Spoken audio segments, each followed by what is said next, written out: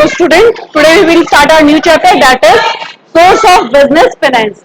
So first of all, we will discuss the term what is finance. Finance होता क्या है? ये word अगर आपने कभी सुना है तो please elaborate what is finance. सुना है कभी किसी ने फाइनेंस क्या होता है? क्या होता है?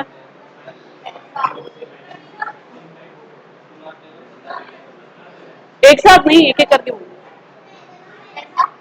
फाइनेंस मीन्स पैसा, मतलब money. Okay. And okay, money use in business, आपके कहने का ही मतलब हो ना. Okay, money that is use in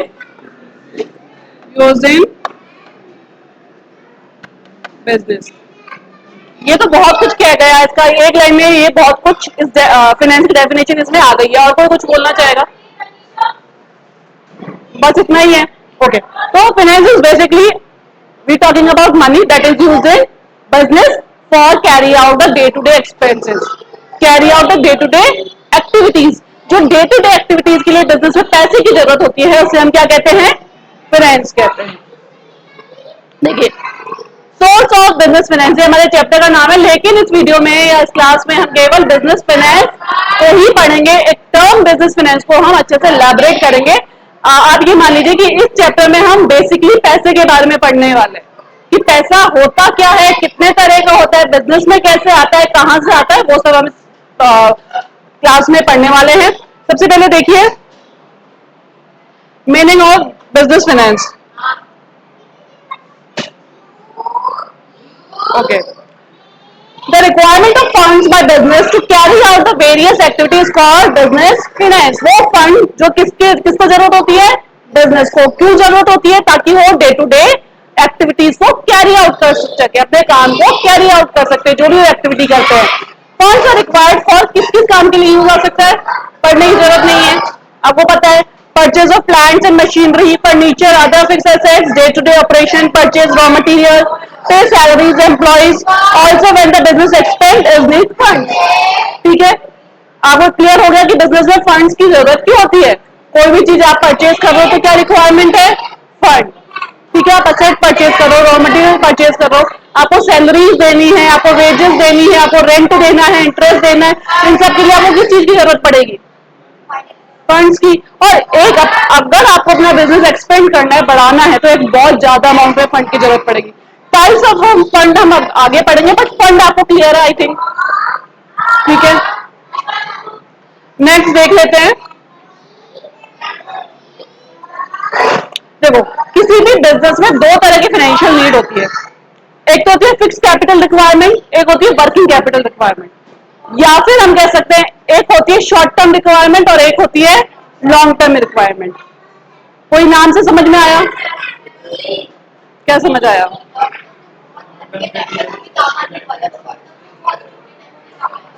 ठीक है, शॉर्ट टर्म रिक्वायरमेंट मतलब 1 ईयर तक के लिए आपको पैसे की जरूरत है. एक लॉन्ग टर्म रिक्वायरमेंट मतलब बहुत ज्यादा समय के लिए आपको पैसा चाहिए. तो ना, अच्छा अब इससे एक चीज और समझो. अगर आपको पैसा बहुत लंबे समय के लिए चाहिए, ज्यादा समय के लिए चाहिए, तो ऑब्वियस है कि अमाउंट भी ज्यादा होगा. तभी तो आप उसको पे लंबे समय के लिए चाहते हैं कि लंबे समय में पे करें. और शॉर्ट टर्म अगर आप 1 साल के लिए पैसा कहीं से लेकर आ रहे हो तो श्योर है कि अमाउंट हमें कितने चाहिए होगा? थोड़ा सा कम चाहिए होगा. तो जो लॉन्ग टर्म रिक्वायरमेंट होती है वो हमेशा उसको क्या कहते हैं? Fix capital requirement. क्या कहते हैं? Fix capital requirement. क्योंकि अगर हम लॉन्ग टर्म के लिए पैसा लेकर आएंगे तो उसको इन्वेस्ट हम किसमें करेंगे? फिक्स कैपिटल में. और फिक्स कैपिटल मतलब जिसको जल्दी से हम पैसे में वापस कन्वर्ट नहीं कर सकते हैं. लाइक हमने गाड़ी खरीद ली, ठीक है, उसमें ज्यादा अमाउंट की जरूरत थी. अब ज्यादा अमाउंट को आप उस गाड़ी को लिक्विडिटी में जल्दी से कन्वर्ट नहीं कर सकते हो. अगर आपने 10 लाख रुपीज की एक कार खरीदी है तो क्या वापस आप विद इन अ मंथ या विद इन अ ईयर उसको 10 लाख में कन्वर्ट कर सकते हो? नहीं कर सकते. तो वो सब किसमें आ रहा है? फिक्स कैपिटल रिक्वायरमेंट में. आपने एक बिल्डिंग खरीद ली, अब उसको चेंज नहीं कर सकते हो ना आप अपने डिसीजन को. तो जब फिक्स कैपिटल रिक्वायरमेंट के डिसीजन होते हैं ना, रिविजिट होते हैं. एक बार अगर आपने ले लिए तो आप उसमें चेंजेस नहीं कर सकते. इसमें एक बहुत बड़ा अमाउंट ऑफ मनी इन्वेस्ट हो जाता है। इसलिए ये लंबे समय के लिए लिए जाते हैं ये वाले डिसीजंस, और बिजनेस के लिए, बिजनेस की ग्रोथ के लिए या फेलियर के लिए यही डिसीजंस होते हैं जो कि जिम्मेदार होते हैं। दूसरे है वर्किंग कैपिटल डिसीजन, जो कि डे टू डे ऑपरेशन के लिए जो हमें पैसे की जरूरत होती है वो किसमें आता है? Working capital requirement. Day to day expenses क्या होते हैं? आपको सैलरी देनी है, वेजेस देनी है, मशीनरी को रिपेयर करवाना है, ऑफिस का रेंट देना है, तो ये सब डे टू डे एक्सपेंसेस होते हैं। इसमें ज्यादा से ज्यादा कितने पैसे की नीड होगी आपको? 1 लाख 2 लाख, ठीक है, वो सब पे आउट कर देते हो विदिन अ 1 ईयर, ठीक है।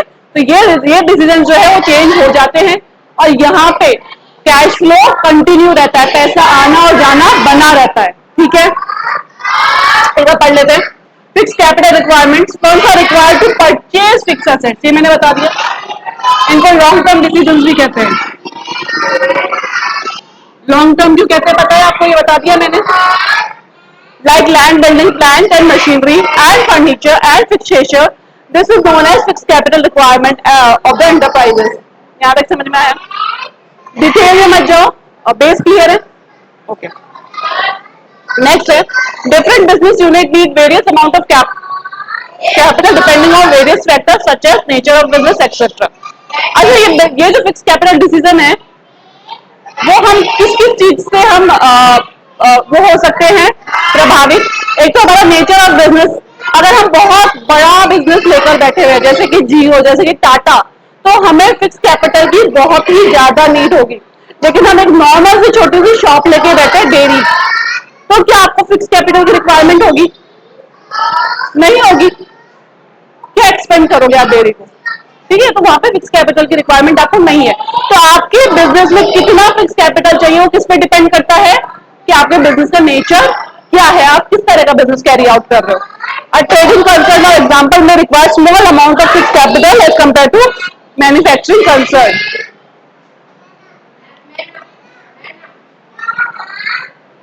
अब नेक्स्ट है वर्किंग कैपिटल रिक्वायरमेंट। ये भी मैंने आपको अभी बता दिया, शॉर्ट टर्म रिक्वायरमेंट या फिर वर्किंग कैपिटल रिक्वायरमेंट। इनको शॉर्ट टर्म भी कहते हैं क्योंकि बहुत कम अमाउंट में पैसे की जरूरत होती है और within a short period of time हम इसको पे आउट कर देते हैं। Funds required for day-to-day operation is known as working capital of an enterprise, which is used for holding current assets. Current assets पता है आपने पढ़ी है? नहीं पढ़ी है अभी तक? करंट असेट्स जो इक्वल टू कैश, कैश और इक्वल टू कैश होती है, मतलब या तो वो कैश ही है या फिर इक्वल टू कैश है, मतलब विद इन अ डे और within a some days वो कैश में कन्वर्ट हो जाती है। Such as stock, material, bills, receivables for meeting current expenses like salary, wages, taxes and rent. ये किसके एग्जांपल्स है? करंट असेट्स के, ठीक है। अब देखिए, ये वाला जो चार्ट है उसको हम बेसिकली बहुत अच्छे से पढ़ने वाले हैं।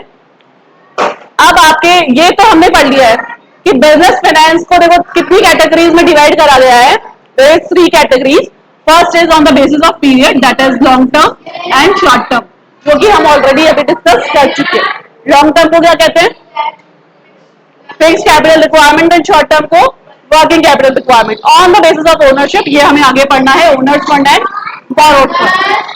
On the basis of source of generation, कहां से जनरेट, पैसा कहां से आ रहा है? तो 2 सोर्स हो सकते हैं, इंटरनल और एक्सटर्नल। अच्छा,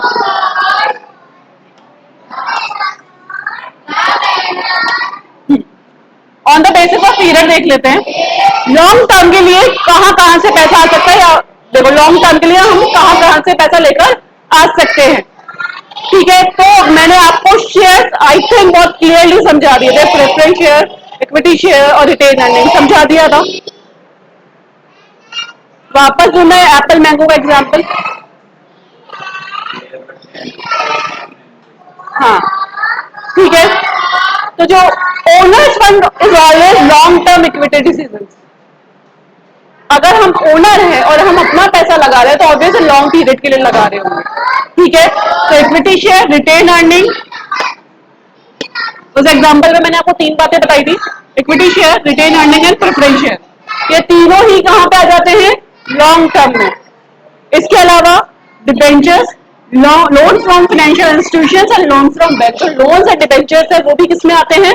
लॉन्ग टर्म में, ठीक है। शॉर्ट टर्म में क्या आ गया? ट्रेड क्रेडिट, मतलब कि हमने हमारे जहां से हमने माल खरीदा वहीं से उधार ले लिया, तो वो भी एक तरह का लोन ही है ना, आप उसमें लाइबल हो, लाइबिलिटी है वो आपके लिए, ठीक है। तो ये होता है ट्रेड क्रेडिट। फैक्टरिंग, फैक्टरिंग भी एक तरह से होता है कि आपने आपने किसी और का पेमेंट या फिर अपने पेमेंट करने के लिए किसी और का नेम लिख दिया कि मेरी तरफ से ये पेमेंट कर देगा आपको।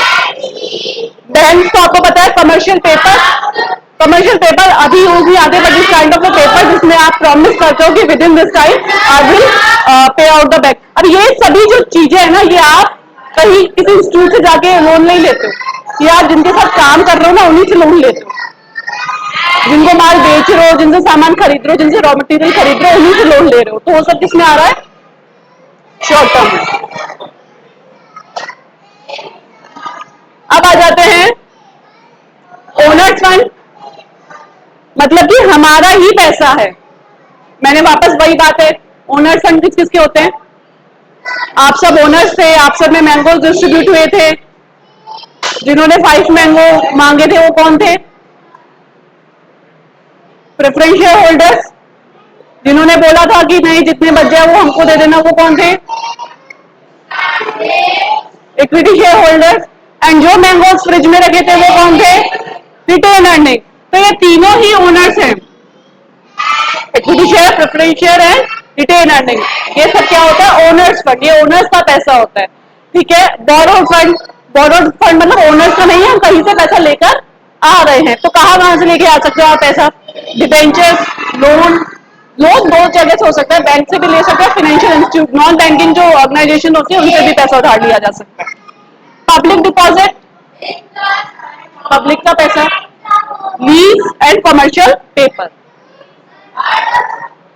इसके अलावा एक और है, on the basis of source of generation. अब इंटरनल, इंटरनल सोर्स क्या क्या हो सकते हैं?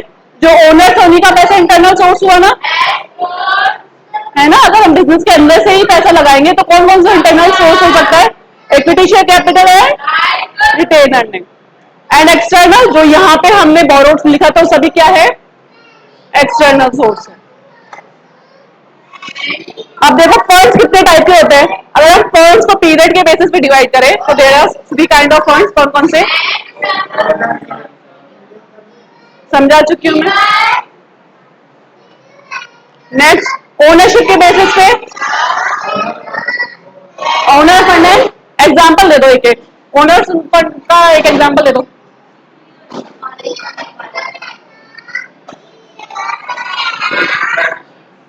सोल प्रॉपर्टी फंड की बात हो रही है ना। ओनर्स फंड बेटा अपना जो मालिक का फंड होता है, जो हमारा फंड है, अभी बताए थे ना। जो मैंगोज आपके पास है, 5 मैंगोज बचे, जो पैसा हमारा ही है भाई, equity share, preference share, equity plus preference plus retain earning, ठीक है। ये होते हैं हमारे ओनर्स फंड। बोरो फंड मतलब जो पैसा हम उधार लेकर आएंगे, कहां कहां से लेके आ सकते हो पैसा उधार? बैंक लोन और पब्लिक डिपॉजिट, फाइनेंशियल इंस्टीट्यूट,